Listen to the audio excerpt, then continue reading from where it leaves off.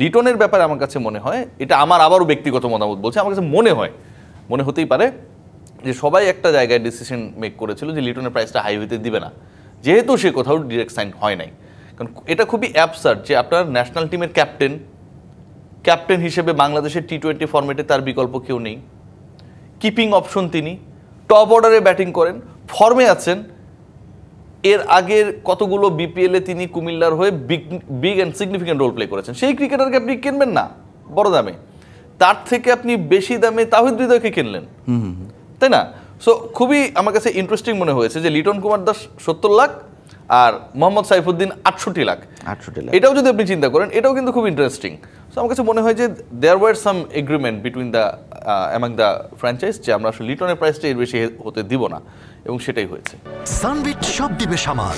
Sunbit magic press dishwashing এর মাথা ঘোরানো সলিউশন।